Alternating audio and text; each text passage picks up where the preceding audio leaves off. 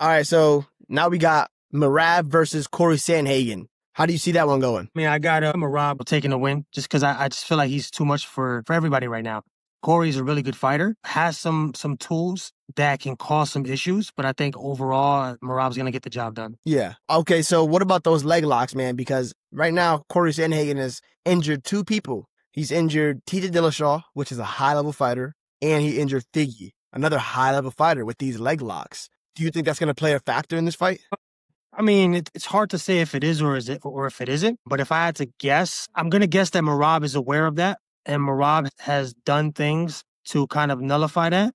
And I also think that Merab is just a different fighter from those guys that got injured by the leg locks, right? Merab is just a different individual. He possesses different tools, and he just has a different game plan, and the way that he approach fights. So I don't think that it's gonna be.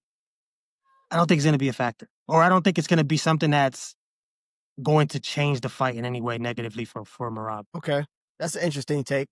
Yeah, I don't know. Yeah, I don't know if it's going to make a difference either. I'm wondering, 'cause I think Corey does bring different things to the table than somebody like a Sean O'Malley does, right? Because Sean O'Malley's like pretty much just pure boxing with like a little bit of kicks. Whereas Sandhagen is a little bit more tricky. Sandhagen has more angles. Sandhagen has really good cardio. Sandhagen got dominated, though. I'm pretty sure he pretty much got dominated by Umar, whereas Merab beat Umar.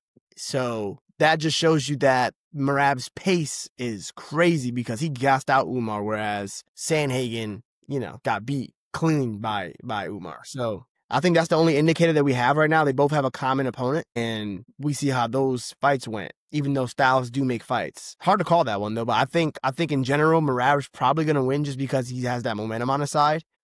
But Sandhagen has so many tools in his bag, and it's not really anything that he does bad, like he can do pretty much everything well. I would just think maybe the work ethic and the work rate of Merab might be what does it, like Merab is going to be on him the whole time. And I don't really think Sandhagen is threatening anybody to knock anybody out, is he? No, I don't think so. Yeah, so it's not like he's going to crack Merab and, so it's going to go far. And also Merab has fought guys that got power, right?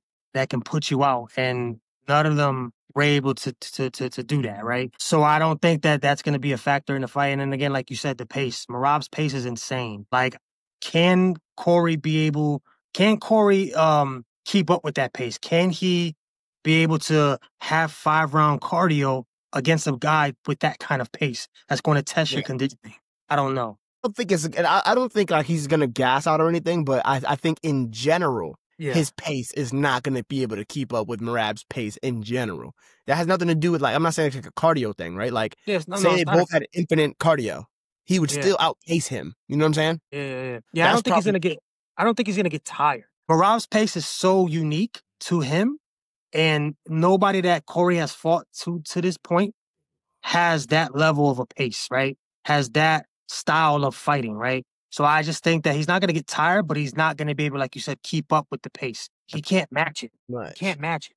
So, and when you try to match it, then that could really kind of gas you out. Like if you try to fight in a lane that you're not used to fighting in, like Umar tried to keep up with that lane and try to fight in that lane, you can't fight that kind of fight. That's not you. That's not. Exactly. Everybody has their own specific way that they have to fight to kind of last a long time, and it's your job to say, no, this is the pace that we're going to fight. Yep. We're going to fight in this pace, And Merab just has an excellent way of saying, no. We're going to fight this pace, right? Like, because that's really what it is. Like, when you get out there, you're trying to set the tone. This is how I like to fight. This is the kind of fight I want to be in. So this is how we're going to go. This is how we're going to do it. And then the other person is like, no. Exactly. It's difficult for anybody to dictate how the fight's going to go when you're going against Merab. Because Merab just always seems to dictate how it's going to play out. And no one to this point has been able to do anything about it. So if Sandhagen tries to fight at that pace, we've never seen him fight at that pace. We don't know how he's going to do at that pace. He doesn't even know how his cardio is going to hold up at that pace. You know what I'm saying? Exactly. It's hard to prepare for that. You can only, when you're training in the gym for somebody like that, or any fight for that matter, like you're essentially it's a guessing game. Like you're essentially guessing how my body's going to react in these different situations. And you got your training partners to do their best to emulate that style to get you prepared as best as they can. But at the end of the day, there's nobody like Merab.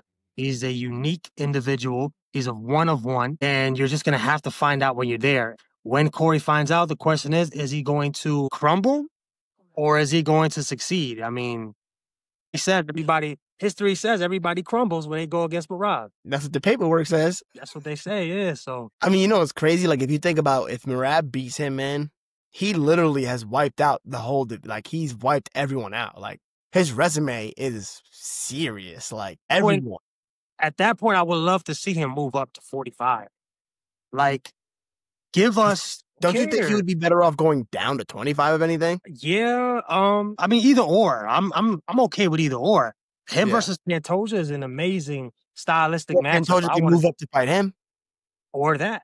I mean, because that's what they're doing. And Wei Lee is moving up to fight Valentina. So let's do that with Merab. After Merab beats Corey, which I believe he will, give us something different. Give us him versus Pantoja, make it exciting. Yeah, I mean, I don't think it's that much of a challenge personally. I think he runs him over, but yes, but at least it's very different. Still at least different.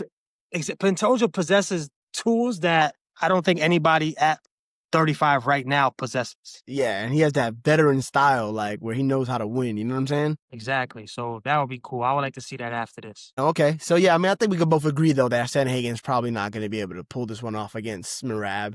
Not because he's not a great fighter. He's skillfully. He has some of the deepest tool bag. Yeah. He's super educated and is smart when it comes to the fight game. I just think, once again, it's a pace thing, man. That pace, like you said, you can have all the skills in the world. You could be smart as you want to be. Yeah. But when that pace is put on you, it's different, man. That's a different kind of thing to keep up with. So, yeah, we're on the same page.